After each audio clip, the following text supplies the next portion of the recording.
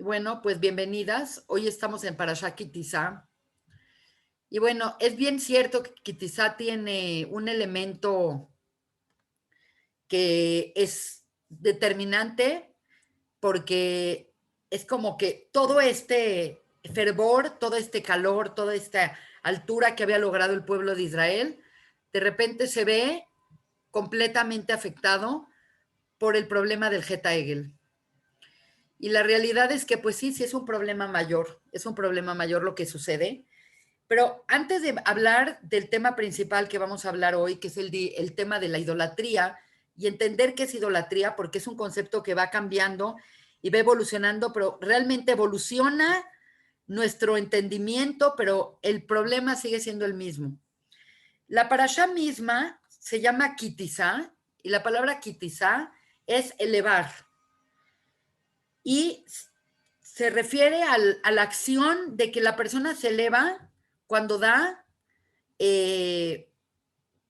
como tributos o como da ofrendas, que es una forma de elevarte espiritualmente y elevarte desde el punto de vista completamente de conciencia, es donar, es dar de ti. ¿Por qué? Porque pues, normalmente la persona tiene estos dos instintos, que es el instinto altruista, que es el que te eleva, y el instinto egoísta, que es el que te baja. Es la verdad. Entonces, la parasha se llama kitizá, elevar. Y se refiere a que todos los Yehudim se hizo por primera vez un censo, que es un concepto muy interesante, dando medio shekel. Este tema del medio shekel y de la elevación lo vamos a ver al final de la clase para darle un cierre interesante al tema del problema del becerro de oro. Esta parasha habla de los últimos utensilios en la fabricación del Mishkan.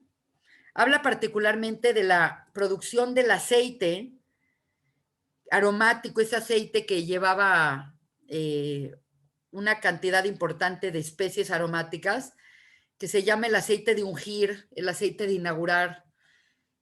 ¿Para qué se usaba el aceite? Pues para inaugurar las cosas. Es el tema del aceite y del shemen. Es un tema muy fascinante que lo vamos a tener que dejar para otro momento. También usa la parashá, habla del ketoret, la fabricación del ketoret, el incienso. Hay muchas cosas similares entre el aceite y el ketoret por los ingredientes que se usaban, y definitivamente es un tema tan importante que vamos a tener que dedicar algunas clases a hablar específicamente de eso. Habla de los artesanos dedicados a hacer el Mishkan, hablan de Betzalel, Benuri, y hablan de la gente que estaba como capacitada para entender cómo hacer este proyecto desde un punto de vista artístico y estético, y exactamente entendido de la palabra de Dios. Y de pronto, de la nada, se interrumpe esta narrativa de hablar del Mishkan, de las ofrendas, de los utensilios, de puras cosas que son en el ámbito del Kodesh, y de repente, ¡pum!, viene un regaderazo de agua helada, porque entra todo el concepto de la fabricación del Geta Egel. Por lo tanto, la gente dice Kitizá y piensan en el Egel, pero la realidad es que la parashá tiene una mezcla muy extraña. Empieza hablando de estas cosas últimas del Mishkan, de los artesanos, y de repente, ¡pum!, viene el Geta Egel, el becerro de oro, y después vuelve a cambiar a temas de Kedushá muy importantes, que son, de esta parashá salen los 13 atributos de Midot Hashem, los Hashem, Hashem, el Rahum, Behanun, Erejapaim, todos estos atributos, y habla de Shabbat. Por lo tanto, por un lado es interesante entender el flujo de la parashá, porque es bastante descontextualizado hablar del Mishkan antes del Geta Egel, porque hay muchos jajamim que entienden que el Geta Egel viene a hacer necesario que haya un Mishkan. Quiere decir, de no haber hecho el Geta Egel, nuestro concepto de Mishkan sería completamente diferente que el que se va a tener. Por lo tanto, está muy raro. Lo lógico sería que viene Parashá Mishpatim, luego viene Parashá Yitro con Matan Torah, después viene Moshe que les dice, señores, me subo 40 días y ahorita abajo con las tablas, y vendría Kitizá, vendría este tema del Geta Egel. Pero en cambio, en la narrativa desde Matan Torah hasta el Geta Egel está la fabricación del Betamigdash, bueno, más bien del Mishkan, los utensilios, el edificio, los Koanim, el aceite, el Ketoret, y luego viene el tema de la idolatría. Por lo tanto, pues son demasiados temas para ser revisados en una sola clase, y me parece que lo más importante para nosotros en este momento es poder tener una clara definición de qué es idolatría y también tener una clara definición qué es Dios. Porque en muchas ocasiones mucha gente me dice, es que, ¿cómo puedes creer en Dios? Entonces digo, bueno, a ver, dime qué es para ti Dios. Dime tu definición de Dios. Y de repente cuando me dicen su definición de Dios, les digo, no, pues yo tampoco creo en lo que tú me dices. Te quedaste con una definición muy corta de Dios. Y lo que vamos a estudiar el día de hoy va a ser ¿qué es idolatría hoy en día? Porque nosotros pensamos en la idolatría como una práctica antigua, totalmente primitiva, que la gente se hincaba a figuras que ellos hacían con sus propias manos. Y pues la realidad es que va cambiando la definición, pero el problema sigue siendo exactamente el mismo. Por lo tanto, pues bienvenidos a Zohar, Kitizá, y pues vamos a hablar particularmente de la fabricación del Geta Egel. Moshe subió 40 días para recibir las lujot, las primeras lujot. En el interim, la gente se quedó en manos de Aarón y la gente estaba bien y estaban tranquilos. Recientemente habían recibido la Torá. Era una generación que había visto estas maravillas y había sido impresionada por la presencia divina. Y había un tema de que la gente dijo, wow, ¿cómo no voy a creer en Dios si lo estoy viendo? Pero conforme fue pasando el tiempo, dejaron de ver a Moshe y las cosas que normalmente tenían, como era el maná, otras cosas, ya estaban medio acostumbrándose a ellas.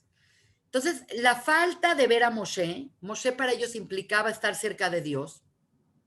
Entonces, tenemos que tener en cuenta que la mente de la gente que salió de Egipto venían con esta mente no evolucionada.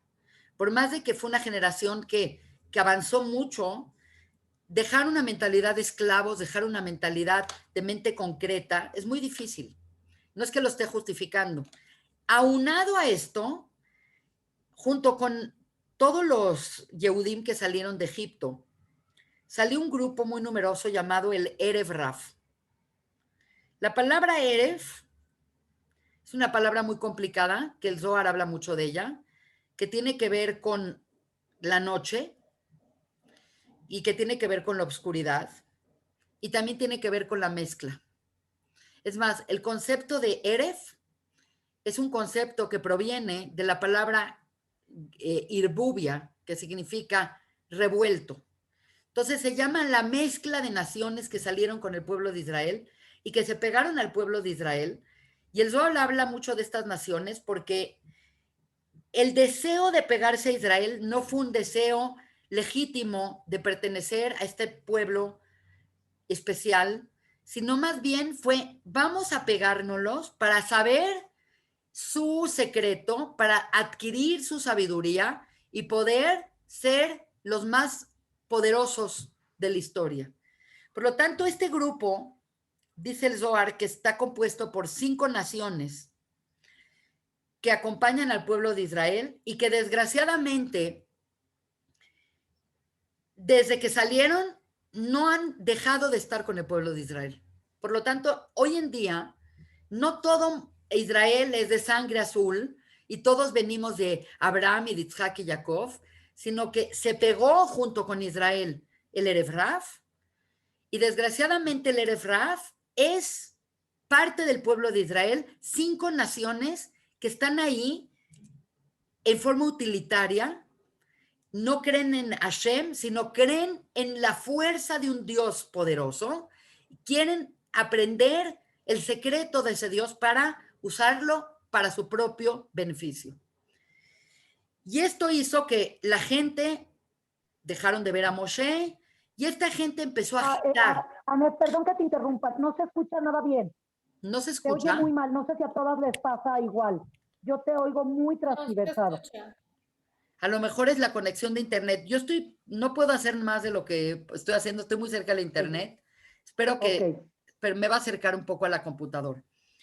Por lo ok, tanto, gracias, el Anet. tema del Erev Rav, la realidad es que es un tema por sí solo, y este es un grupo muy, muy problemático, y es increíble, pero el Gaón de Vilna dice que inclusive en este momento histórico que estamos viviendo, el Erev Rav es esta gente que dices, no puedo creer que sean tan self-hater, tanto odio interno que hay en el pueblo de Israel, muchas veces es esta gente que odia a los religiosos y que odia a la gente esto. Y tú dices, pero ¿cómo es posible si eres Yehudí, odias a Israel y te pones en contra de Israel y sacas cada...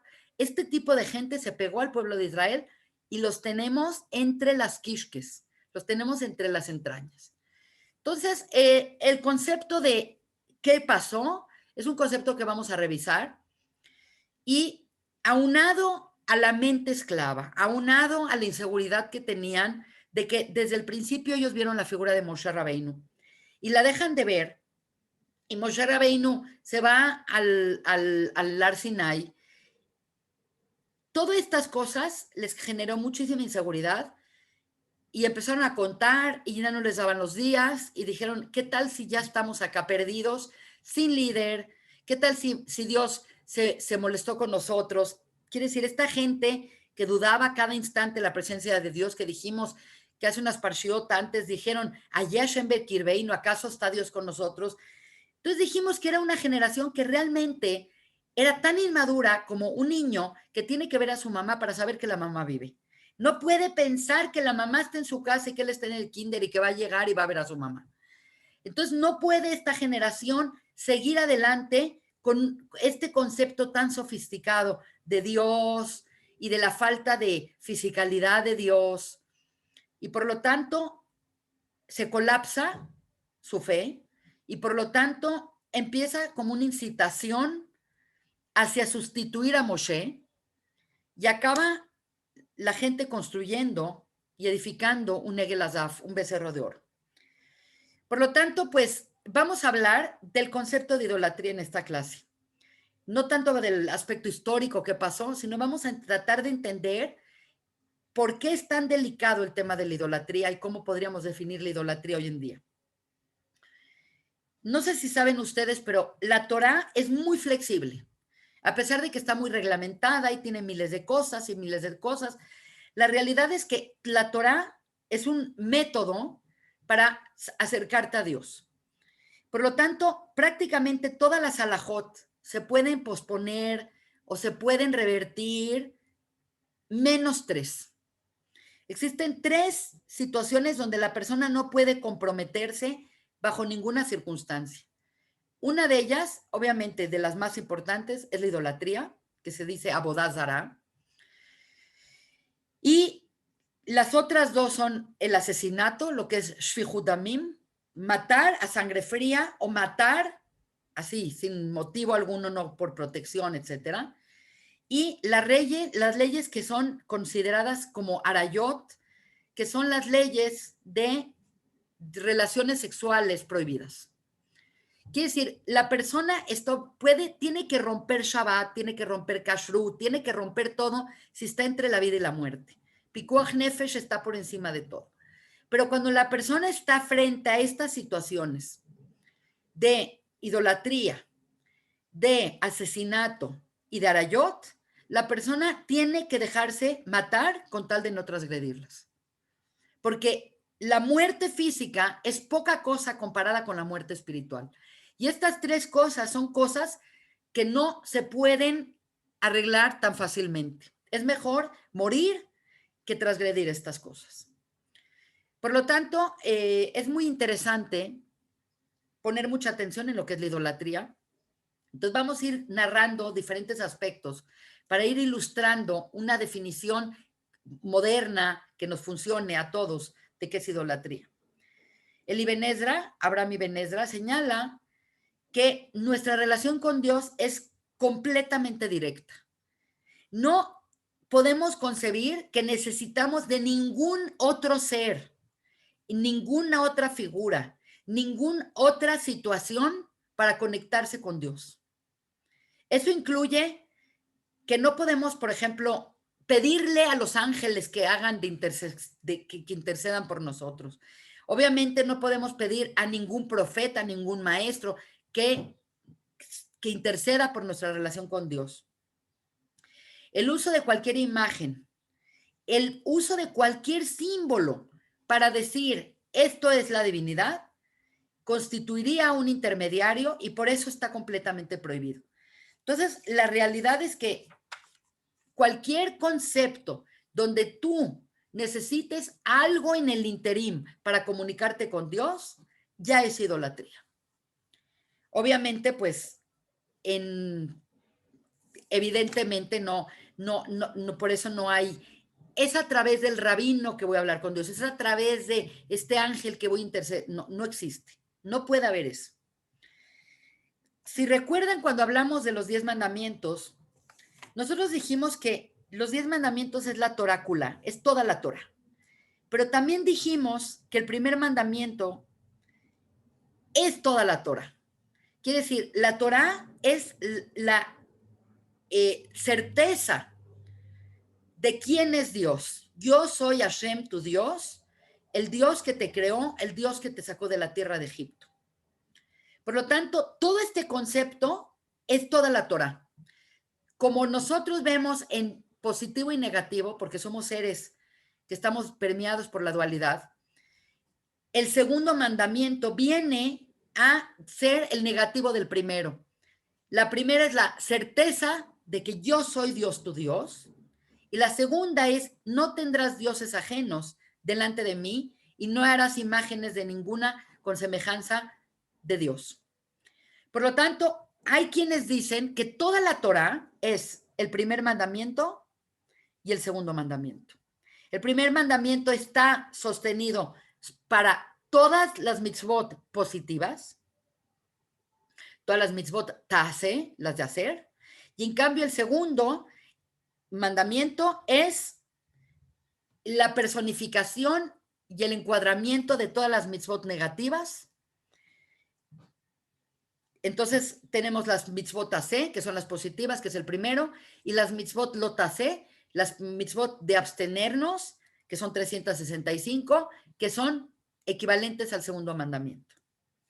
Por lo tanto, estamos hablando de que toda la Torah y toda nuestra Torah es nuestra forma de conectarnos con Dios. Obviamente hay mucha gente que se conecta y no sabe que es parte de la Torah su forma de conexión, pero el sistema para conectarnos es este.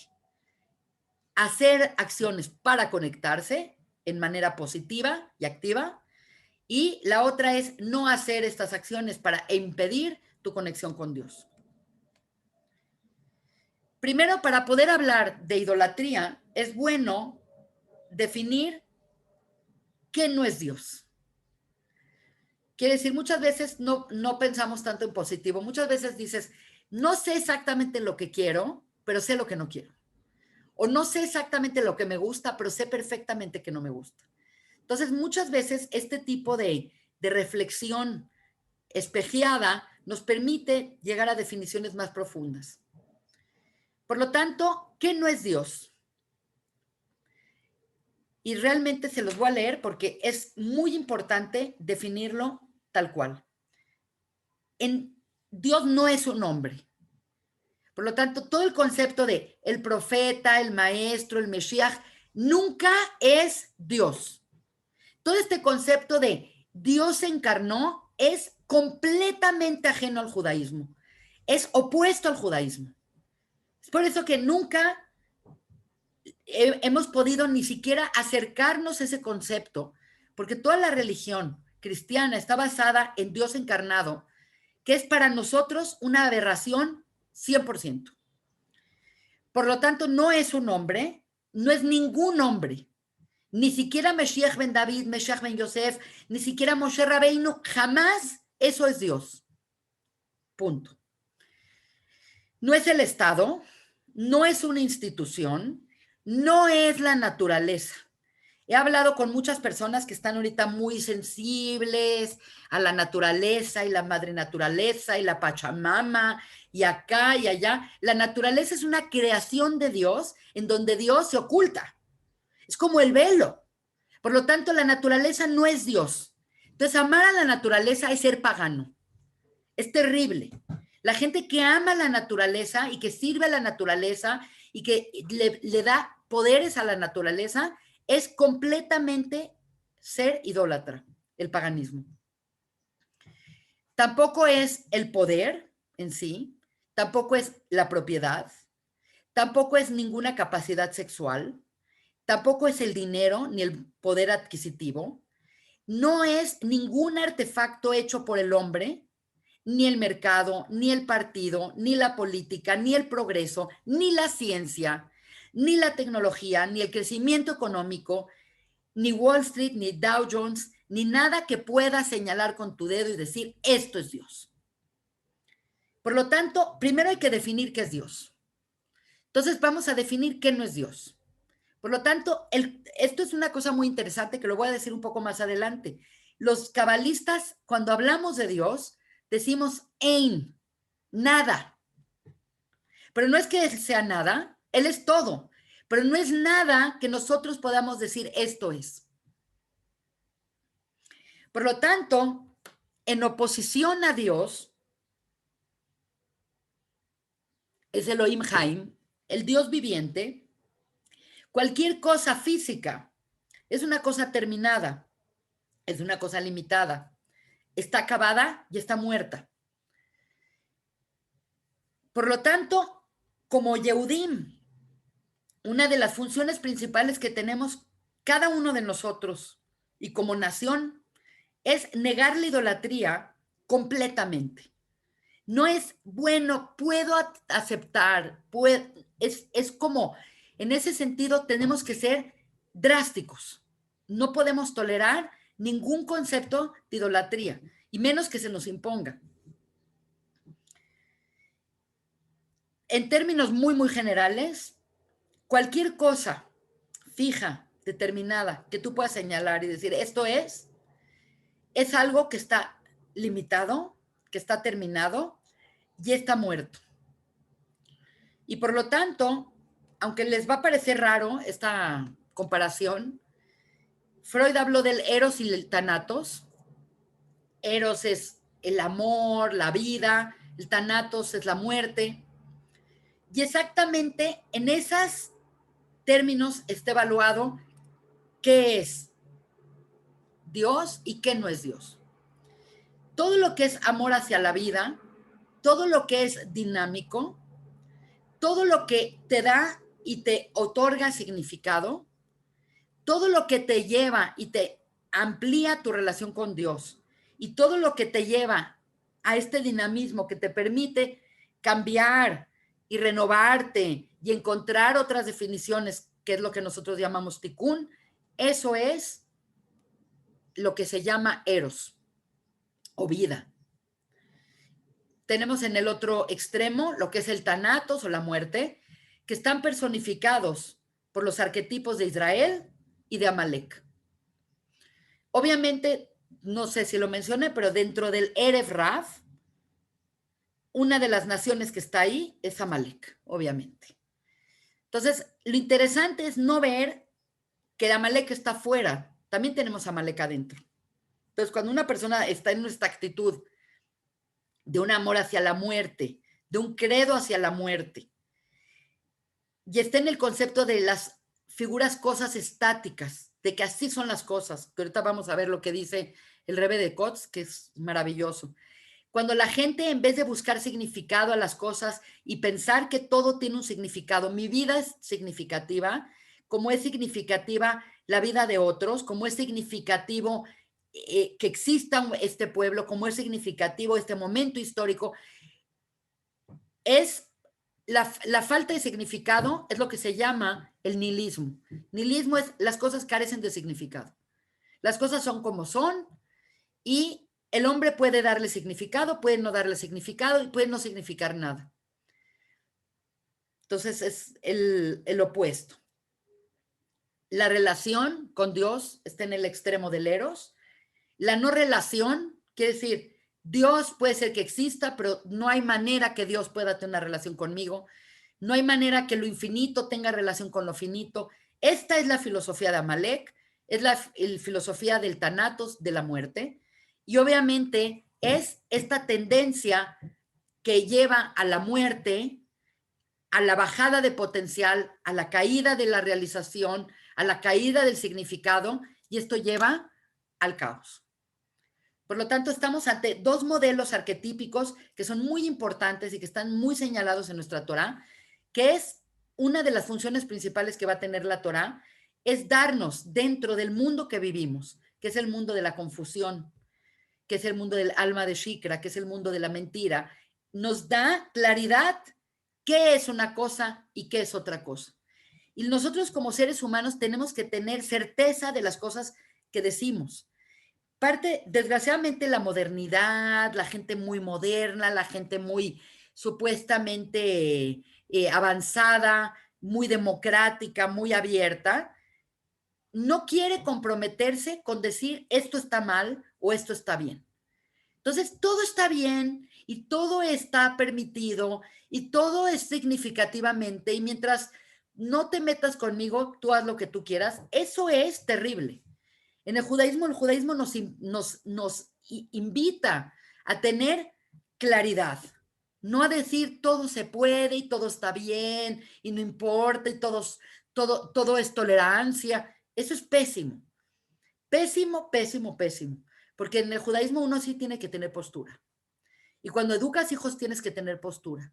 Y si ves a un hijo drogándose, le tienes que decir, bueno, no importa, todo el mundo lo hace. No, está mal. Y si ves una conducta sexual incorrecta y ves un adulterio y ves cosas que la Torah dice que están mal, tu postura es mal. Y no podemos comprometer nuestra postura por querer ser muy tolerantes y muy aceptadores de las cosas. Y particularmente con el tema de la idolatría, definitivamente tenemos que ser un poco más drásticos de lo que pensamos. Encontré varias definiciones distintas de qué es un ídolo. Y esta me gustó. Normalmente el ídolo, la gente cuando oyen la fabricación del becerro de oro, tenemos que entender que el becerro de oro no sustituye a Dios, sino sustituye a Moshe. Y ese es un tema muy importante porque es una cosa que nos cuesta mucho trabajo entender qué es Moshe en esta historia. Y cuando no vieron a Moshe, entraron en pánico de no ver a Moshe y quisieron sustituir a Moshe, lo cual dirías, bueno, ¿cuál es el problema? Entonces, un poco del problema es cuando tú decides por qué sustituir a algo. Entonces, obviamente, ellos tenían derecho de decir, en caso de que no haya Moshe, ¿quién va a ser su sustituto?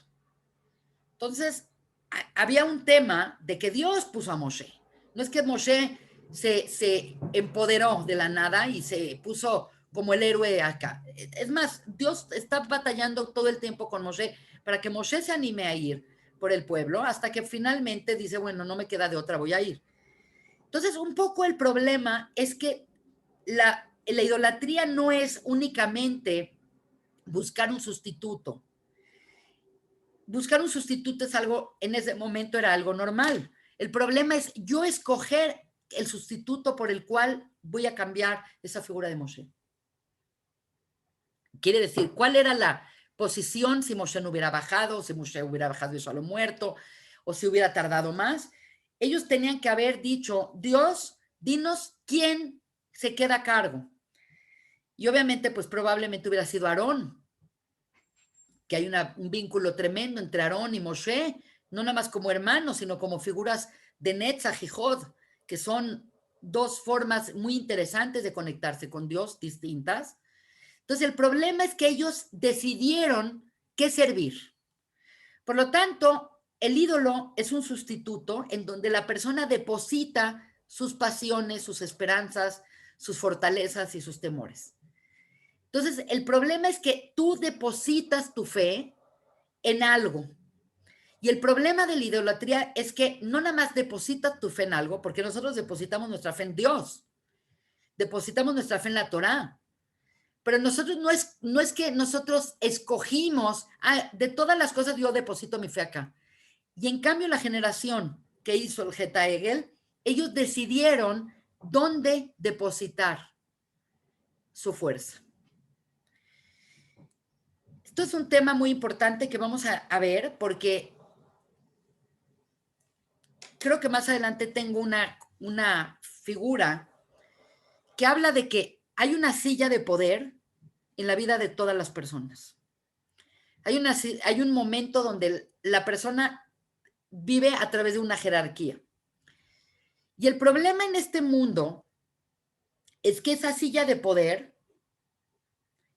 no puede quedar vacía.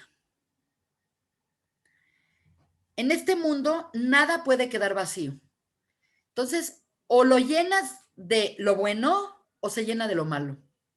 Es como en alguna ocasión lo mencionamos, es como si agarras una habitación, la limpias, la perfumas, la desinfectas, la dejas perfecta y la dejas cerrada. No porque la cerraste, si la dejaste cerrada, ya la dejaste impermeable. Se va a llenar de polvo, las cosas se van a oxidar. Quiere decir, vivimos en un mundo donde la silla de poder, donde ese espacio no se puede quedar vacío. Por lo tanto, si no se llena de bien, se llena de mal. Y esto es una cosa muy importante que tenemos que tomar en cuenta, porque la persona no puede dejar este espacio vacío a ver qué viene. Si no haces activamente algo para poner cierta fuerza ahí, entonces acabas poniendo y se llena de la otra fuerza. Entonces, si no haces un esfuerzo para que entre la Kedushá, entra lo que se llama el Sitra de Ahra, el lado oscuro. Para la Torah los ídolos no son creencias, sino son inclusive, no son nada más creer en otras fuerzas o creer en otras dioses o creer en otras religiones, porque en general eso llevamos una conducta de siglos de no tener imágenes, de no imaginar a Dios de ninguna forma. Entonces ya somos mucho más evolucionados que esa generación. Entonces acá viene un tema muy importante. El problema de nuestra conceptualización de la idolatría va en función de tener ideas fijas de las cosas. Porque en el momento que tú fijas tus ideas y dices, esto es esto, y en el momento que tú le quitas ese dinamismo a los conceptos propios que tienes, inclusive cosas como la Torah o la Halajá, también es volverse idólatra. Porque cualquier pensamiento cerrado de decir, es que esto es así, o esta es la halajá y únicamente esta es la verdad, en el momento que una persona puntualiza y dice, esto es, por eso cuando fue el becerro de oro, dijeron, señalaron con sus dedos y dijeron, este es el Dios. Fue como una señalización, como el agarrar lo que podría llegar a ser un concepto. Permítame un segundo.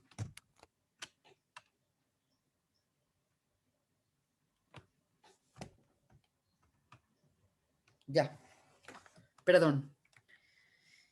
Es agarrar cualquier cosa, inclusive la Torah, inclusive la halajá, y decir esto es.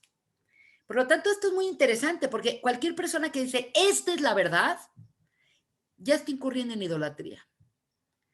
La verdad, como hemos visto, y es muy importante acá mencionarlo, La verdad se compone de muchas facetas. Es cierto que la verdad es una, pero nosotros no somos uno. Nosotros somos fragmentos de Adán. Por lo tanto, es imposible que una persona en su experiencia humana, con los límites que tiene del tiempo, del espacio, pueda ver todas las facetas de la verdad. Por lo tanto, señalar y decir, esta es la verdad, y quitarle ese dinamismo a la verdad, te vuelve en una práctica idólatra.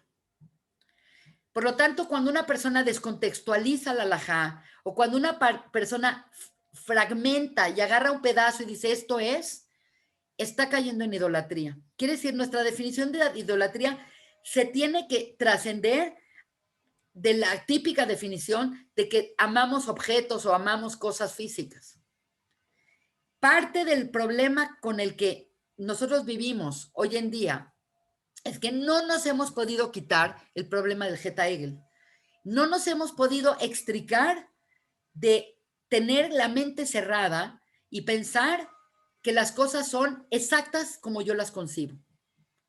Por lo tanto, las personas que son fanáticas, y que hay muchas en las religiones y que dicen, es que esto es, y esto es la Torá, y esta es la halajá, y esta es la definición de Dios, en el momento que hacen de su definición algo completamente estático y fijo, caen en idolatría. Tristemente, después del becerro de oro, ya nada será igual. ¿Por qué? Porque todo lo logrado para recibir la Torah y decir Nase Benishma, toda esa altura que logró el ser humano con todo este proceso de internalizar y de crecer y de ampliarse y de unirse entre todos. Este tema de la unión es indispensable para no caer en la idolatría, porque yo no tengo la verdad, por lo tanto te necesito. No es que te tolero. Este tema de la tolerancia es una idiotez. Yo no te tolero, yo te aprecio, porque tú estás viendo otra faceta de la verdad. Y mi faceta más tu faceta más la faceta del otro me van a hacer ver una verdad más grande. Por lo tanto, la falta de unión, la falta de validación de los correligionarios y de la gente que nos rodea y decir esto es de esta manera, hace que la gente muy religiosa, que borda en lo fanático, caiga en idolatría. Por lo tanto, puedes tener gente muy frum y gente muy ortodoxa que tienen imágenes muy fijas de las cosas y en el momento que las cosas adquieren esta falta de dinamismo, la persona está completamente anclado a volverse idólatra. Puedes hacer idolatría de la Torah misma. La Torah misma tiene que ser dinámica. Entonces, les quiero leer lo que dice el rabino Menachem de Kotsk. No sé si saben, pero el Kotzker Rebbe es un rabino muy, no sé cómo explicar, muy ácido. Quiere decir, es chistoso y dentro de su chiste está su comentario duro y un poco ácido, como que tiene un humor un poco negro.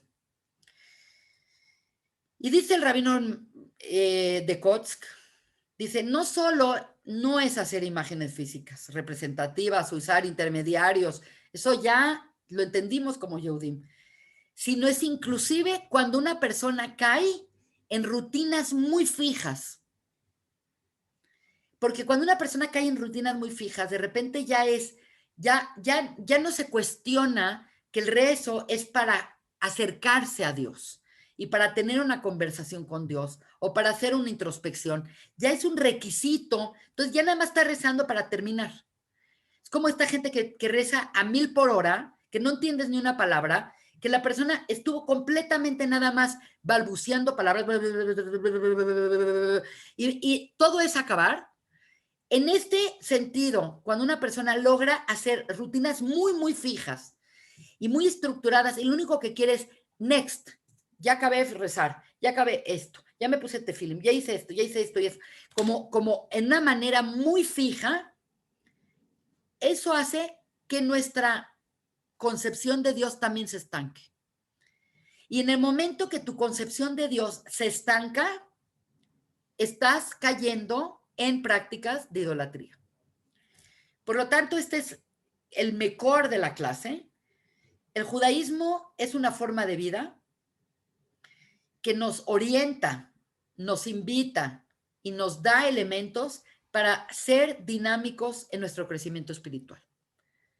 Quiere decir, la Torá la estudia el niño de kinder, la estudia el niño de primaria, la estudia el yeshive boher, la estudian las mujeres, la estudia el Gaón de Vilna, la estudia el Rambam, la estudia Rashi.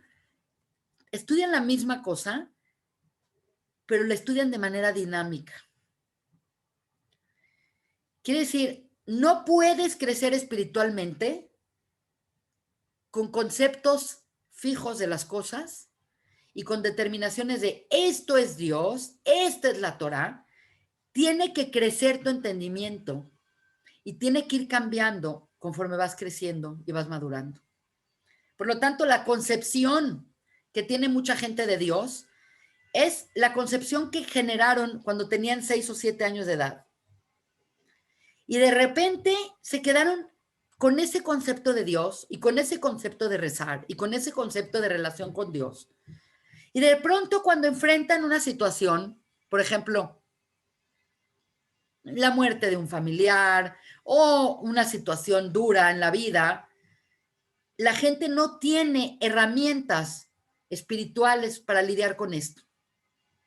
¿Por qué? Porque se quedó con un concepto de Dios tan mínimo que no sirve para explicar el dolor, el sufrimiento, la pérdida. Entonces, en esta discrepancia que hay entre lo que pensaste que era Dios y lo que necesitas de una definición de Dios, hay un lapso de tiempo, hay un lapso que genera tanta malinformación que la persona no puede conciliar esto y decide decir, yo no creo en Dios.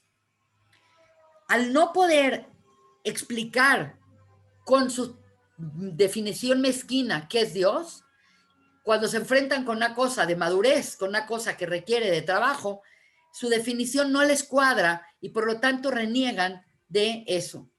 Por lo tanto, la Torá y el judaísmo en general tiene un elemento de dinamismo y en el momento que no es dinámico y se vuelve estático, la persona puede estar cayendo en idolatría.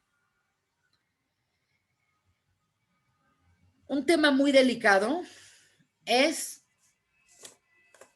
entender qué es la Torá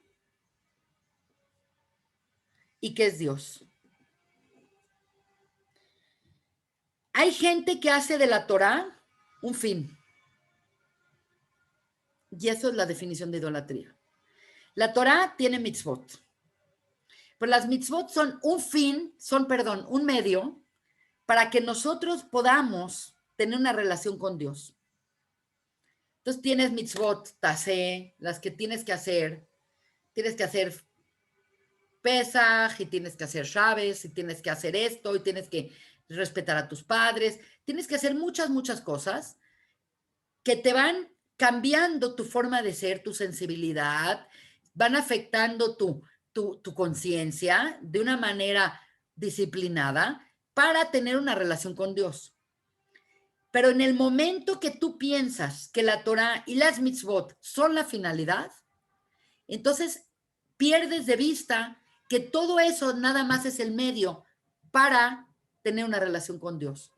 Entonces, es muy importante que la persona no pierda de vista que toda la Torá es simplemente una herramienta o un medio para poderse tener una relación con Dios efectiva y para levantar su estado de conciencia. Entonces, la gente que se clava en la halajá y que lo único que ve es cómo hacer la halajá y todos los detalles de la halajá y todos los detalles de la halajá, y ocupa tanto su tiempo en eso que se le olvida pensar que todo este sistema es únicamente para que tú tengas la relación con Dios.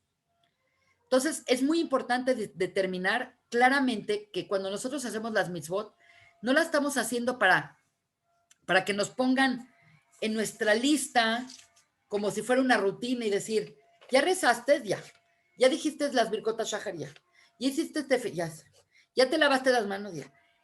Eso, crear en ti la sensación de que eso es el judaísmo, es terrible. Porque el judaísmo es tener una relación con Dios. Y el medio para lograrlo y para tener esa estructura y todo, obviamente es la Torah y son las mitzvot. Pero entonces no podemos hacer de las mitzvot y de la forma de vida la finalidad del judaísmo.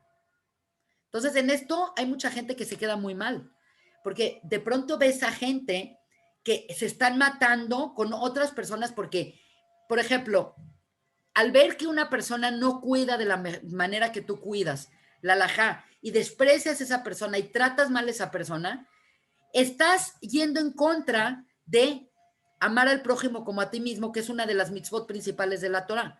Por lo tanto, no está justificado que una persona odie al otro, no tolere al otro, ataque al otro, porque no hace las cosas exactamente como él las hace. Y entonces a las personas que están únicamente viendo el medio y no están viendo el fin. Entonces van a rezar sin conciencia y hacen las cosas sin conciencia. Yo no estoy hablando de nadie en particular, es una advertencia a nosotros mismos de que qué es la finalidad, porque al final de cuentas la finalidad es generar una conciencia más grande, una conciencia de ahdut, de unidad con los otros, y por otro lado una conciencia de Dios.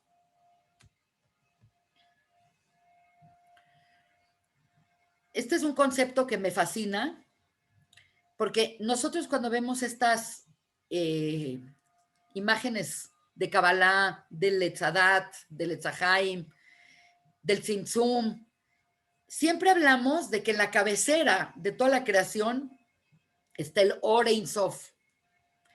Y esta es una imagen muy importante para que sepamos que cuando estamos hablando de Dios, estamos hablando de este concepto que es Ein, el infinito, la nada.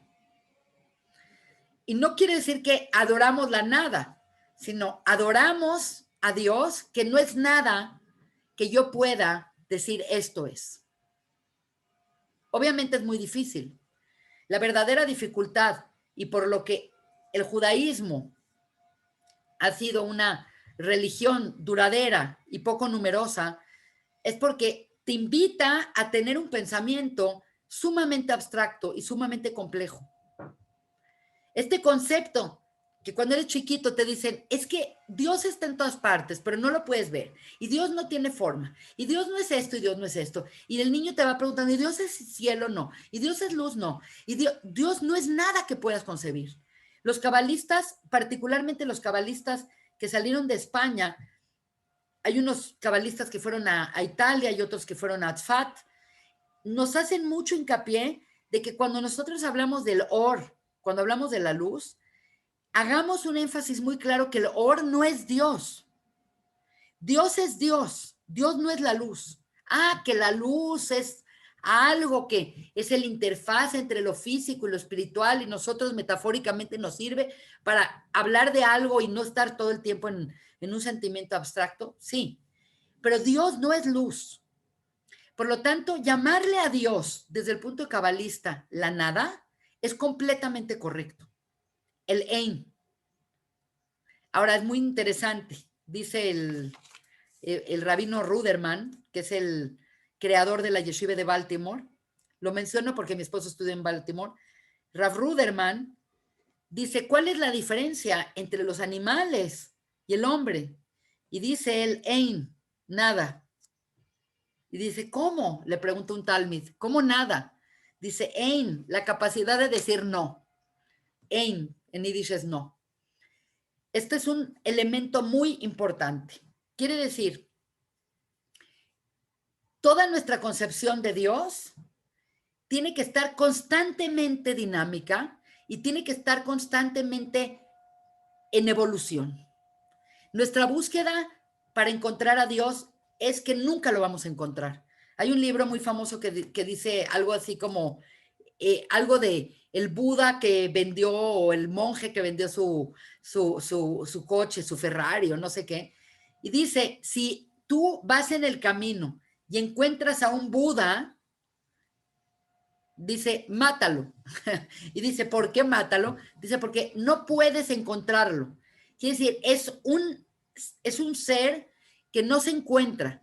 Lo que puedes es seguirlo buscando y cada vez tener más pruebas y más convicciones y más cosas, pero nunca llegas. Hay gente que dice, bueno, la muerte te va a llevar a que ya conozcas finalmente a Dios. La decepción es que no, tampoco. Vas a estar en otro nivel y vas a ver otras creaciones que hizo Él y vas a ver otras realidades que Él creó, pero nadie conoce a Dios. Nadie puede ver el rostro de Dios y menos panim, panim y vivir. Moshe Rabbeinu le dijo a Dios 1000 veces, te lo ruego, dime quién eres. Te lo ruego, déjame ver tu rostro. Y le dijo, no, güey, no puedes. Es por eso que después en esta parashá viene el contraste de que viene la declaración de los 13 midot de Hashem. Lo más cercano a entender a Dios es lo que Dios dejó ver o los atributos con los que Él se identifica, que son las 13 midot de Hashem, que nosotros repetimos de manera tan constante precisamente en Yom Kippur. Yom Kippur es el remedio del Egel Azaf. Históricamente hicieron el Egel Azaf, Dios quería matarlos y los terminó perdonando en Yom Kippur. Por lo tanto, que negue del Egel Azaf, Dios nos dio el antídoto del Egel Azaf, que es decir las cualidades de Hashem. Hashem, Hashem, el Rahum, Behanum, el Hapaim, estas cualidades que repetimos de manera tan constante el día de Yom Kippur, eso es lo más cercano que podemos entender de Dios, esas cualidades. Ahora, todo esto filosóficamente es muy interesante, intelectualmente es muy interesante. Nuestros cabalistas nos hacen mucho énfasis de cómo trabajar de una manera no tanta conceptual, sino más en nosotros mismos, el concepto de la idolatría. Y la realidad es que todo este concepto va en función del trabajo que vamos a tener con respecto a nuestro ego. También la palabra ego es como una palabra muy rara porque ego significa yo. Y todo el drama de la humanidad por el que el hombre comió del Etzadat, que es prácticamente igual que el hombre haciendo el Jeta Hegel, es un problema de ego. Siempre la idolatría es una autoproyección. Tú pones quién ocupa esa silla. Tú pones en qué depositas tu fe. No es algo que viene de afuera y te dice, sírveme, como es Hashem, que vino, hizo una revelación, sino tú pones tus términos. Por lo tanto, tenemos que revisar mucho que cuando nosotros hacemos nuestra propia versión de las cosas, tenemos que siempre tener muy consciente que no sea nuestra proyección lo que estamos sirviendo. Podemos reconocer que no tenemos la dargá completa, que no tenemos el estado requerido para servir completamente a Dios, pero no podemos engañarnos de decir, es que yo hago esto y esto es lo que yo voy a servir porque es mi definición. Entonces, el concepto es el siguiente. Dijimos que los espacios en el mundo que vivimos, tanto espirituales como físicos, no se quedan vacíos. Así como la casa se llena de polvo o las cosas se llenan de bacterias o las cosas se oxidan, todo lo que no se mueve y no es dinámico se llena de otras fuerzas que son normalmente las fuerzas del mal. Por lo tanto, para poder trabajar tu espiritualidad de manera correcta y evitar caer en prácticas de idolatría, la cosa es saber qué vamos a dejar entrar en nosotros, porque Si no definimos qué entra dentro de nosotros, va a entrar aquello que no estamos conscientes. Y eso significa que normalmente la persona está llena de sí misma. Y estar lleno de ti mismo es estar lleno de tus preconcepciones, de tus ideas, de tus conceptos, de ti mismo, de tus logros, de tus definiciones. Entonces la persona tiene que, sin perderse quién es él, tiene que replegar su ego y crear espacio para nuevas definiciones y para cosas más dinámicas. Por lo tanto, es un trabajo muy particular, particularmente Moshe Rabbeinu, digamos que es la persona que más bien lo logró, que era una persona que con respecto a Dios sabía que no era nadie, pero no por eso era un schlepper que no vale un quinto. Él sabía perfectamente quién era. Con respecto al hombre, sabía quién era él. Entonces, él lo que hizo fue replegar su yo y crear un espacio para que pudiera entrar Dios en él. Porque estamos normalmente muy llenos de nosotros mismos, de nuestras ideas, de nuestros logros, de nuestros conceptos. Entonces, cuando estás lleno de ti mismo, entonces no estás dando espacio para que lleguen y entren nuevas definiciones. En términos muy generales, esa es la definición de Netzach. Netzach es vencer esta visión del yo y tener miedo de... Normalmente nosotros tenemos un miedo profundo de perdernos en la inmensidad de Dios. ¿Por qué? Es muy bonita la metáfora, pero es como tú eres una gota de agua, y Dios es el océano. Entonces la gota, mientras es gota, dice yo soy una gota. Pero la gota cuando entra al océano, ¿dónde quedó la gota? Entonces la grandeza de Moshe es que Moshe es esa gota que se metió al océano y que ahora Moshe es el océano, es parte de esa eternidad. No sé si me lo entienden.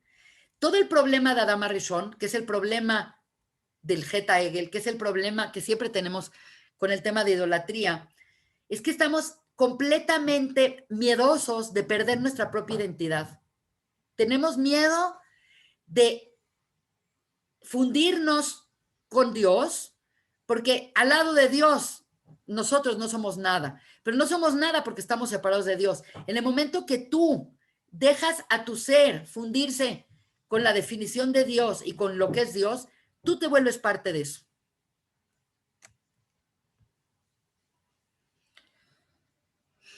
Me sirve esta clase como una interfaz con la clase de la semana pasada para analizar este concepto. Nuestra concepción del árbol de la vida como un modelo de cómo la energía baja al mundo es, perdón, un segundito, es este concepto de Keter. Lo primero que hay arriba es Keter. Digamos que afuera de todo está el Ein Sof. Después viene Keter. Y Keter, que es corona, ahorita vamos a hablar de Keter, distribuye la luz siempre en manera zigzagueante. De Keter va Jochma, sabiduría. De Jochma va Binah, entendimiento. Y Binah es, Jochma es Abba y Binah es Ima, que están en igualdad. Abba impregna a Ima y Ima tiene a su descendencia. Gesed, Geburah, Tiferet, Netzachot y Yesod, todas ellas forman un parsuf completo llamado Zeir Anpin, que significa Ben, hijo. Y Malhut es la hija. Entonces, básicamente, todo el sistema es un sistema de distribución energética que va de Keter a Jochma, a Binah, a Gesed, a Geburah, a Netzach, a Jod, a Yesod. Y lo que hace Yesod es bajar todo hacia Malhut. Y el hecho es que nosotros vivimos en la realidad de Malhut, que es la realidad física, y nosotros nos alimentamos de todo lo que viene y de la luz que proviene y que deja pasar el árbol. La clase pasada explicamos que gran parte del problema de Adán fue un problema que él hizo las cosas al revés. No sé si voy a hablar de eso. No voy a hablar de eso en la diapositiva, pero se los voy a explicar. Normalmente el hombre tenía que dejar que las cosas se estructuraran de cierta manera. Quiere decir, el hombre fue creado y el hombre tenía su libre albedrío y el hombre tenía que absorber y tenía que ser parte de todo el sistema de la creación para que finalmente aprendiera y tuviera experiencia. Quiere decir, primero tenía que venir en él el concepto de Torah, que es obediencia. Torah es conexión. Y después tenía que venir su experiencia personal. Esta concepción es lo que nosotros llamamos el árbol de la vida o Etz Haim. Cuando vemos la narrativa del Edén, que siempre vamos a hablar de esa narrativa porque es como nuestra escena primaria freudiana, que siempre nos tenemos que referir a esa escena primaria, es muy interesante porque dice Dios, de todos los árboles del jardín come, más abstente de comer del árbol que está en el centro del jardín, que cuando le dio la orden era el sexto día, que llamó el Etz Adat Tov Berra. Entonces vamos a llamar al Etz Adat el árbol que estaba en el centro del jardín en el sexto día, y Dat es el árbol del conocimiento, es el árbol de la experiencia, porque la diferencia es que Jochma es sabiduría, Pina es entendimiento, y Dat, que es una cuasi sefirá, es llevar las cosas a una práctica, llevarlas a una conceptualización de cómo bajarlas al mundo. Entonces Dios le dijo, de ese árbol no puedes comer. Y obviamente el problema de Adán, y lo hemos dicho en otras ocasiones, es que Adán comió antes de tiempo. ¿Por qué comió antes de tiempo? Porque si él hubiera esperado a que se acabara la creación, quiere decir, él comió en el sexto día. Fue creado en tal hora, Java fue creada a cierta hora y el mismo día comió. Por lo tanto, ya cuando entró a Shabbat, ya había desobedecido, ya había comido del árbol de la vida, había comido del árbol del conocimiento. Quiere decir que se fue primero por la experiencia en vez de la obediencia. Quiere decir, primero actuó y luego dijo, ahora quiero ver qué ondas. Y el plan era al revés. El plan es abstente de comer del árbol que está en el centro del jardín, que en el sexto día se llama el Etz Adat, el árbol de la experiencia. Terminas Shabbat. Cuando termina la creación, el hombre va a entender quién es él y va a entender su identidad. Entonces, el problema es que realmente es como un joven que se quiere ir de su casa cuando tiene 12 años. Quiere agarrar experiencia, lo cual está perfecto que los hijos tengan experiencia, pero los hijos tienen que tener experiencia después de que fueron educados y después de que se expusieron el tiempo correcto con la familia, con los valores, con las cosas, y que después se vaya a experimentar. Por lo tanto, la gente normalmente no manda a sus hijos de Ashar a los 12 años, los mandas a los 18, a los 20 años. ¿Por qué? Porque ya se formó, ya tuvo su educación. Entonces, ya que tengas experiencia, ya que tengas su propia experiencia. El problema es que cuando termina Shabbat, dice Dios, tendré que sacar a Adán Rishon de este lugar, porque no vaya a ser que estire su mano y ahora coma del árbol que está en el centro del jardín, que es el Etz Haim, y se quede aquí toda la vida con un defecto por haber comido del Etz Adat. Entonces, lo que resulta es muy interesante. Resulta que el Etz Adat, que estaba en el centro del jardín, es el mismo árbol que el Etz Haim.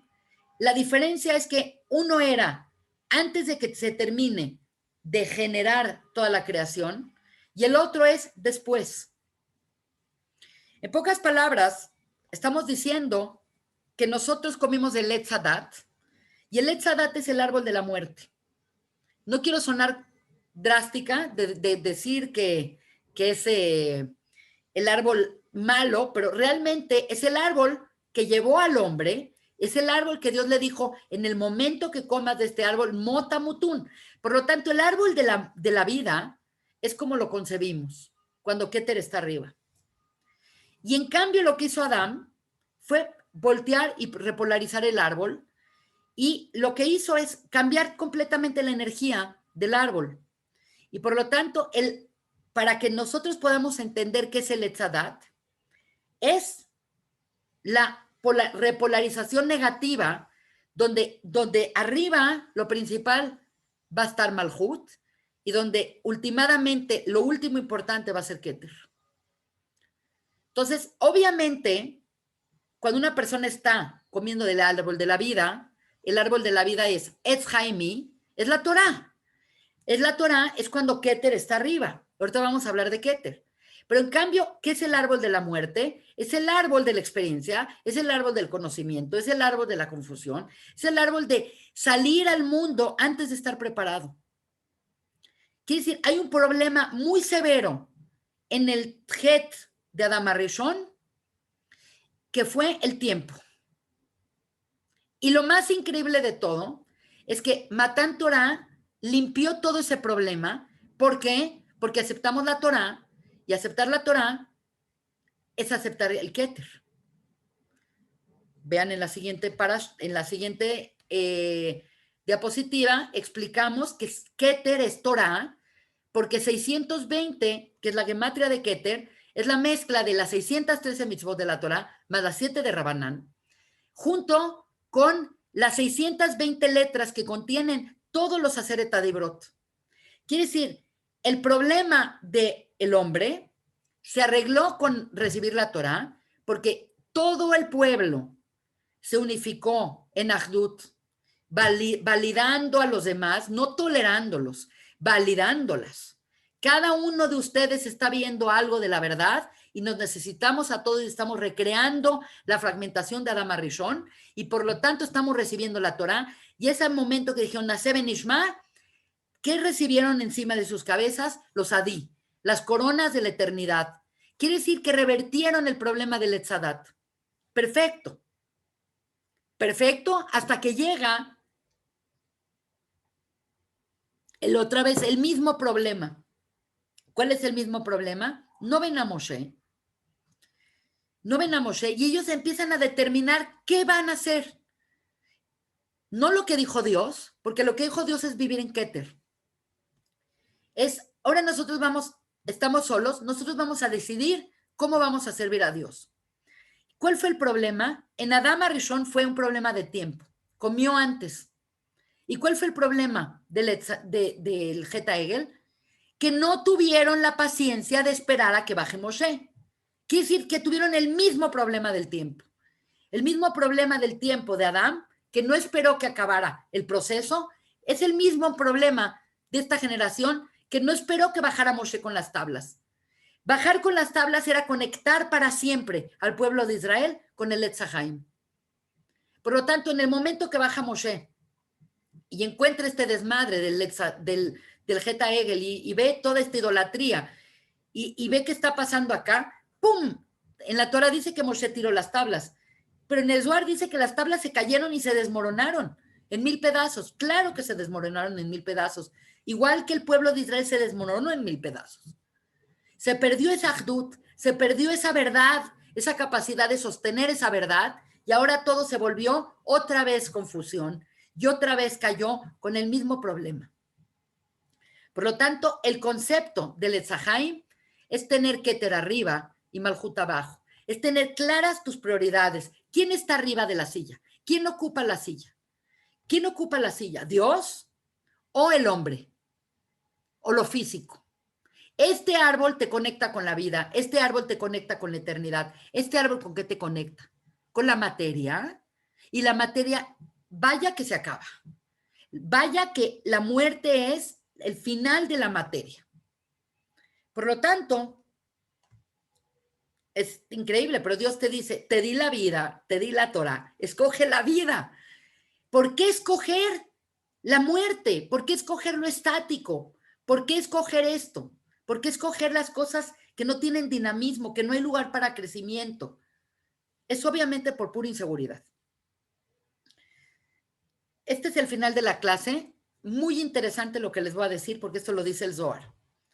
La parashá comienza diciendo kitizá. La palabra kitizá es, vas a elevar a cada persona, porque el kitizá es la elevación, como dijimos al principio de la clase, la elevación a través de la donación.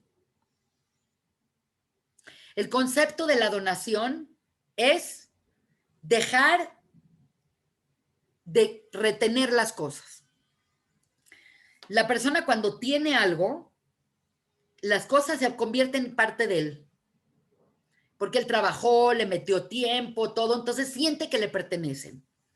Y obviamente lo que queremos explicar acá es que cuando tienes este impulso egoísta de retener o de acumular, cuando una persona recibe del Shamaim y recibe la brajá, la parnasá, recibe bien, él se tiene que volver un ser dinámico, porque todo lo que no es dinámico y que es estático es egocentrista y es idolatría, que es prácticamente lo mismo.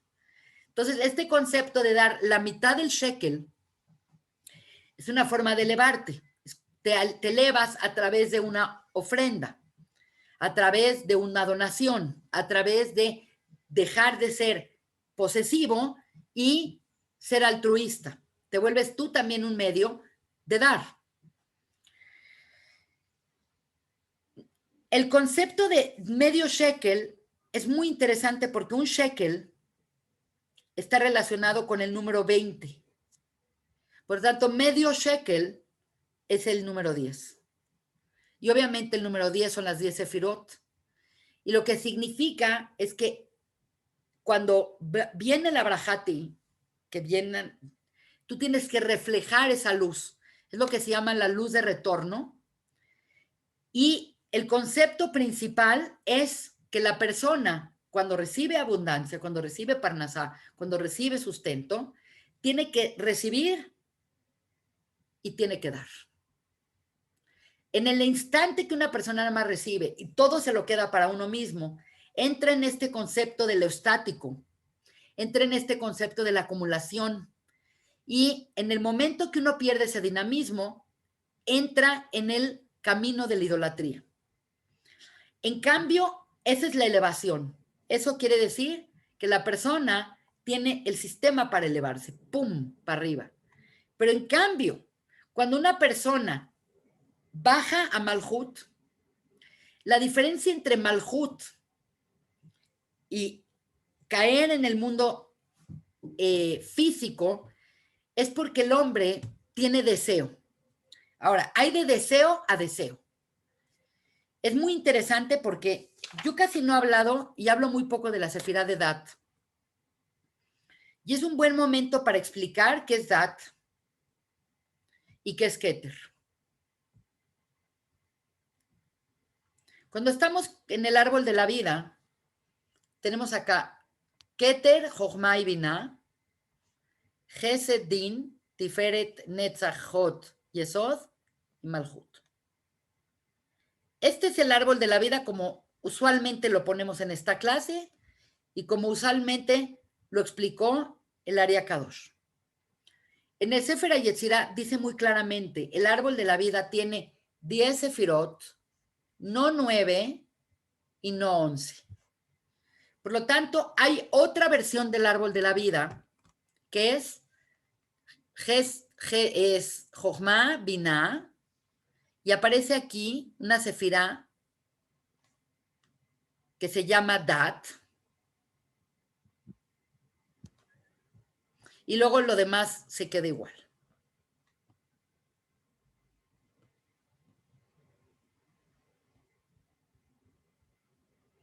Entonces, hay básicamente dos modelos principales, según el Arizal, para entender el árbol de la vida. Cuando hay Keter, y cuando Keter está puesto en su lugar, y aparentemente la sefirá de Keter, cuando está en un sentido más humano, de abajo para arriba, Keter se convierte en Dat. Quiere decir, la que cambia siempre, nada más va a ser Keter con Dat. Entonces, cuando aparece Dat no aparece Keter y cuando aparece Keter no aparece Dat. ¿Cuál es la diferencia entre Keter y Dat? Y esto es muy importante. Keter es razón.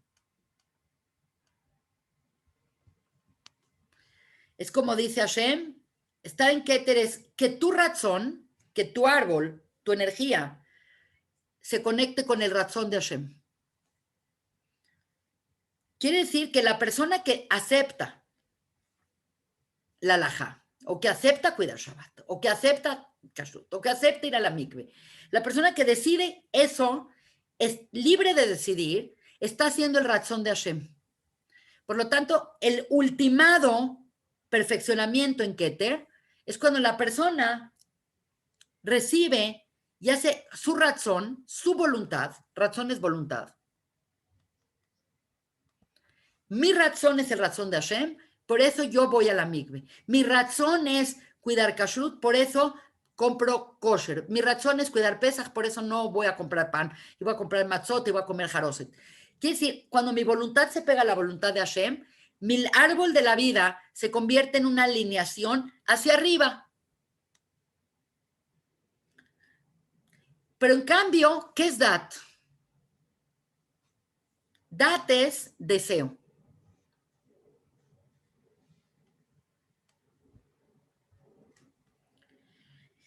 Y es muy diferente deseo que voluntad. Aunque suena como parecido, normalmente nuestros deseos están mucho más ligados hacia satisfacer nuestros deseos físicos. Tengo deseo de echarme un pastel. Tengo deseo de estar con mi esposo. Tengo deseo de tener esas joyas. Tengo deseo de tener una casa bonita. Tengo deseo. Quiere decir, es una cosa muy similar a voluntad. La cuestión es que no me quiero meter a hablar acá, pero Dat tiene una parte que se llama Dat León y hay otra que se llama Dat Tachtón. El león es lo de arriba. Quiere decir, cuando estás en Dat Tachtón, quiere decir que tu deseo es seguir la voluntad de Dios. Pero cuando estás en Dat León, perdón. Pero cuando estás en Dat Tachtón, que es Dat bajo, estás tratando todo el tiempo de complacerte a ti mismo. Y por lo tanto estás en un sentido egoísta. Por lo tanto, la sefirá de Dat es esa fuerza que te hace buscar para ti tu experiencia, y muchas veces es cuando se contrapone, dices, no, es que a mí sí se me antojó ir a este restaurante, y a mí sí se me antojó comerme esta langosta, y así a mí se me antojó hacer esto. Quiere decir, estás revaluando tu forma de ser y estás siendo jalada por la parte de Malhut y no por la parte de Keter.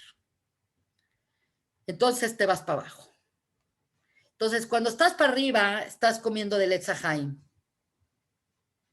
Y cuando estás yéndote para abajo, estás en Etz Hadat.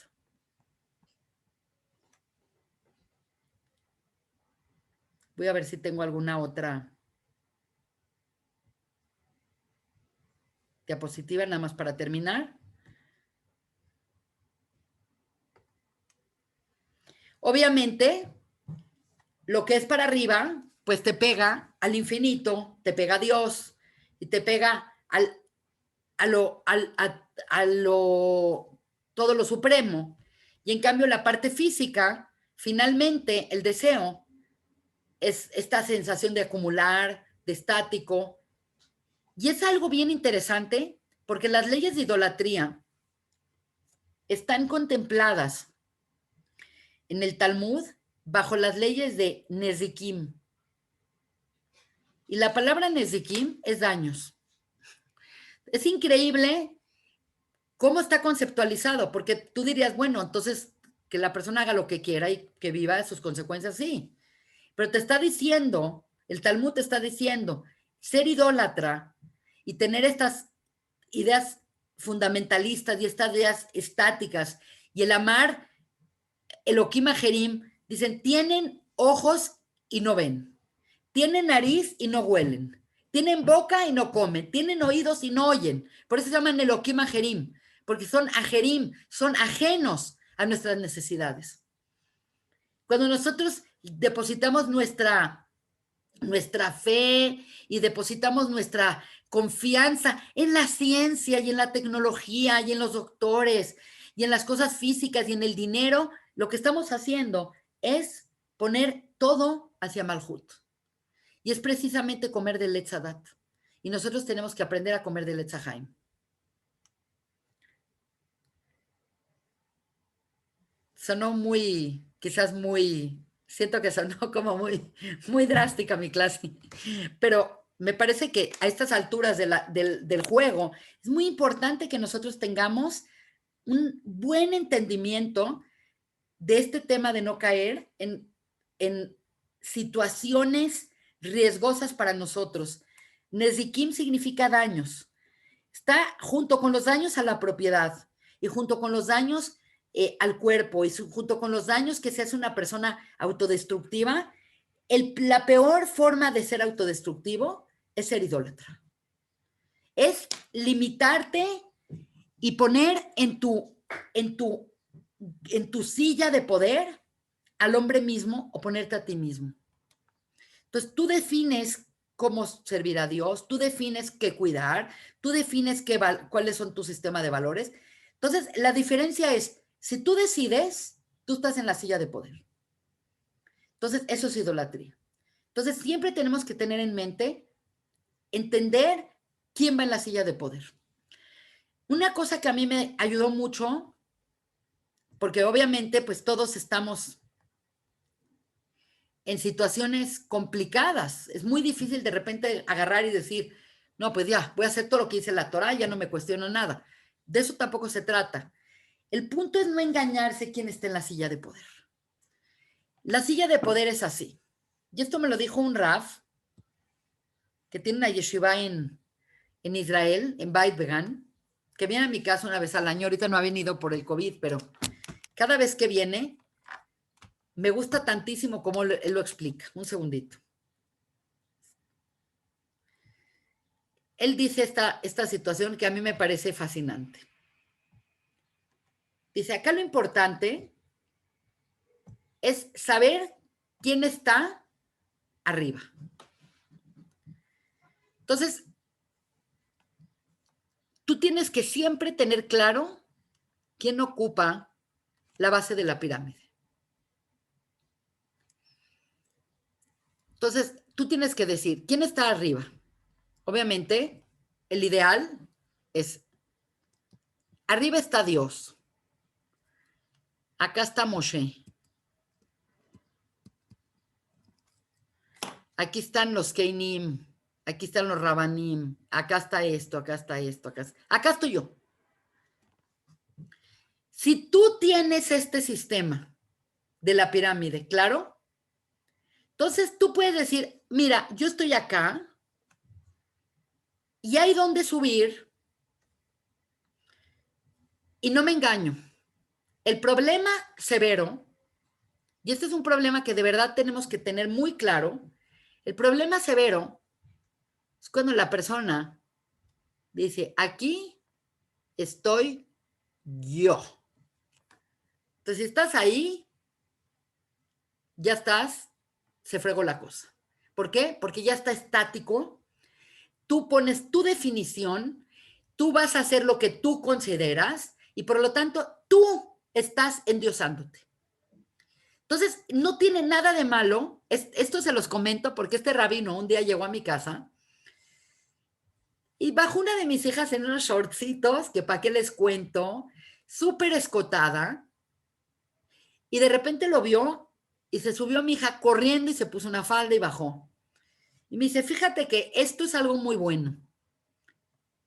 Porque ella demostró, dice, ok, puede ser que estoy acá, pero no estoy diciendo que mi estándar es estándar correcto. Cuando vio al rabino, dijo, hay una forma correcta de recibir un rabino, que es la forma correcta de respeto, etcétera, etcétera. Entonces puede ser que ahorita yo estoy acá, pero luego puedo estar acá, luego puedo estar acá, luego puedo estar acá. Hashem no quiere que hagamos un pum, un palomazo y digamos, ya estoy acá.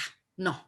Este proceso de ir elevándote es para una vida y para muchas vidas.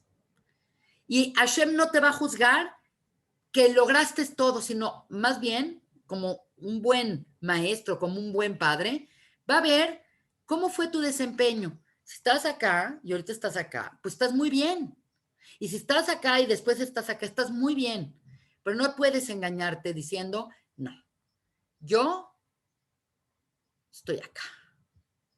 Si nosotros tenemos esto en mente, entonces no nos vamos a engañar. Si nosotros tenemos esto en mente, entonces vamos a siempre poder evolucionar. Siempre vamos a poder crecer, siempre vamos a poder ir un paso más adelante, vamos a estar dinámicos y no nos vamos a engañar. Por lo tanto, este es un tema muy sensible porque hay mucha gente que dice, es que yo no voy a hacer nada que no lo entienda y yo no voy a hacer nada que no lo sienta y no voy a hacer nada que no esté convencida. Y la verdad es que suena muy lógico, pero no es como fue dada la Torah. La Torah fue dada en una Sebe Nishma. Una Sebe Nishma es, tenemos que, nuestra idea es, no vamos a entender y luego vamos a hacer, sino más bien al revés. Vamos a hacer y vamos a entender. Una persona se acercó a mí y me dijo, quiero cuidar Shabbat.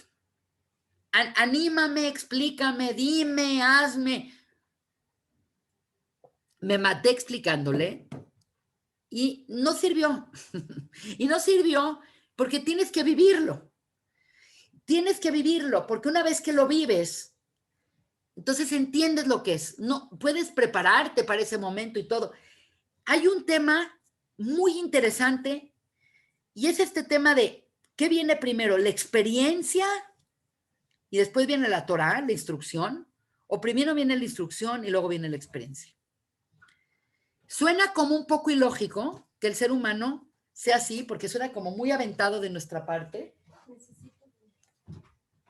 Suena como muy aventado de nuestra parte que la persona se lance. Es más, hay mucha gente que dice, no es posible que los Yehudim aceptaron sin saber lo que decía ahí, y son los idiotas, y a lo mejor hicieron mal, tenían primero que leer el contrato, ver a qué se atenían. Pero aparentemente estamos viendo que tanto en el Het de Adama Rishon, el hombre tenía que tener confianza y se tenía que haber atenido a esto para después poder comer del otro. Y fue como un niño prematuro que se fue de la casa tempranamente y pues pasó por lo que tiene que pasar. Entonces tenemos que trabajar un poquito más en esto que es bastante en contra de lo que la modernidad nos enseña. La modernidad te dice, no, tú todo con conciencia, tú aprendes todo, luego decides por acá, por allá. Y la Torah no fue dada en esos términos. Tenemos que a veces ser un poquito más aventados y decir, bueno, le voy a dar un chance a la Torah, le voy a dar chance a esta mitzvah, voy a ir conquistando un poco nuestro deseo de controlar y de dar un poquito, ceder un poco para eventualmente trabajar más en Keter y trabajar más en nuestra voluntad. Preguntas, espero que no lo hayan visto como una clase de moralismo absoluto, pero me pareció muy importante tener definiciones claras de estas cosas que son cosas que nos confunden constantemente. Please, me pueden preguntar lo que gusten. Raquel dice, liénzate porque no te oigo. Ok. Ya Miriam, está. yo tengo una pregunta acerca de las 3 cosas por las que te tienes que dejar matar. Sí. Y una era de relaciones prohibidas. Sí. La reina Esther, ahorita que acaba de pasar Purim, Sí. ella estaba casada con Mordejai. Posiblemente. Ok. Y pues se la llevaron, se fue con el rey Ahasverosh. Y finalmente como que es una relación prohibida. ¿Dónde Sí. está todo? ¿Dónde entra todo esto en la historia? Que no fue voluntario. No es que ella fue a seducir y ella... No, yo sé que Batilacá, Sí. pero al final Sí. ella, Mordejai le ordena que vaya a ver al rey, y ahí es cuando ella reza el Salmo 22 y dice, Abadeti, ya perdí todo, ya no voy a poder regresar con Mordejai, y ella se acerca de una manera activa. Sí. Ok, pero ahí tú dices que no puedes hacer una relación aunque vayas a salvar a alguien. No. ¿Dónde queda todo esto? No, sí hay excepciones. Es muy interesante porque, mira, de entrada no sabemos si está casada, porque dice, Sí. la agarró él como su bait, como su bat. Ella era huérfana de papá y de mamá, y Mordejai era el tío paterno. Entonces, es una relación de entrada permitida. No sabemos si estaba casada o nada más era su sobrina y vivía en su casa. Entonces, hay una duda ahí. Pero Batodó, ¿no? Hija del tío, su prima. ¿Era su prima Bat Dodó? Sí, así es cierto. Está raro. Se entienden, por un lado, que era su prima o era su sobrina, que es una relación Sobrina, pero permitida. realmente dicen que era su prima, Batodó es prima, Ok. hija de la prima. Entonces, y es una relación permitida, tan permitida que hay tantos, no sé, mis abuelitos eran primos hermanos, no hay problema. Mis papás y mis suegros. Ok, entonces, de entrada, no sabemos cuál es la alajá, porque no sabemos si estaba casada o no estaba casada. Supongamos que no estaba casada, entonces no está haciendo ningún problema.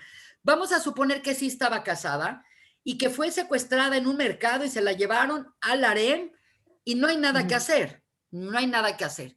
Por otro lado, Mordejai está constantemente al pendiente de qué está pasando, porque él entiende que hay algún motivo ulterior por esta situación, y le dice, no reveles quién eres, no digas que eres no digas que eres judía, no digas tu situación civil, no digas nada, que es un tema muy importante de Tzniut, que es propio de todos los descendientes de Rachel. Y ella viene de Benjamín, entonces, ok. En el momento que ella es llamada por Mordejai y le dice, tienes que ir a ver al rey, es una forma de entender que él le está dando un get.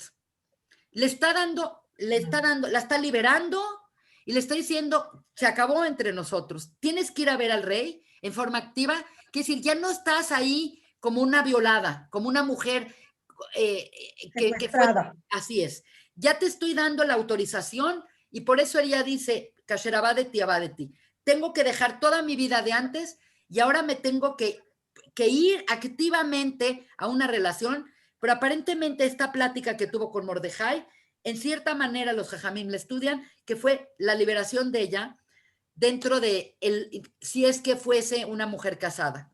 Entonces, en el momento... Anet, sí.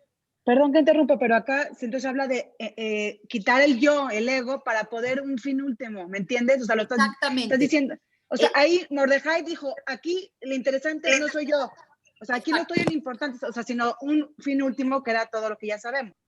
Exactamente, y ese es muy interesante, porque la concepción de Netzach, yo ayer di una clase de Netzach, y básicamente hay dos figuras en toda la Torah que son Netzach. Una obviamente es Moshe Rabbeinu, que para que entiendan quién es Netzach, ahorita les voy a explicar, es alguien que tiene mucho ego y que se desprende de su ego y se sacrifica por Mesirut Nefesh por los demás. Y entonces la figura siempre de Netzach es Moshe, y la figura que sale como Netzach completamente es precisamente Esther Amalcá. Wow. Moshe cede su familia, su agenda personal. Es muy interesante lo que yo le expliqué ayer en mi clase de Netzach. Les expliqué a mis alumnos que cuando nace Moshe nace en la sefirá del Tzadik. Cuando nace Moshe dice que la casa se iluminó y que no le vayan a poner, que cuando lo ponen en la teibá, dice que para que el tzadik no huela mal, forraron la teibá. Entonces, cuando nace Moshe es un tzadik. Nació circuncidado, etcétera, etcétera. ¿Ok? Toda la vida de Moshe es salir de lo que era su estado natural, que era Minamai Meshiti, te saqué del agua. El tzadik siempre vive en el agua. Acuérdense de Yosef. Yosef es como los peces que están adentro del agua. Salir del agua, el Minamai Meshiti, el que se le quedó el nombre de Moshe, es que se fue de tzadik, que es la sefirá de Yesod, que es la sefirá que tiene más deseo, que tiene más deseo sexual, que tiene más esto, se sublimó acá arriba, donde es Netzach. Y la única forma de llegar a Netzach es a través de la anulación del ego personal. Porque Moshe es, olvídate de mí, mátame, no hay nada si no perdonas al Israel.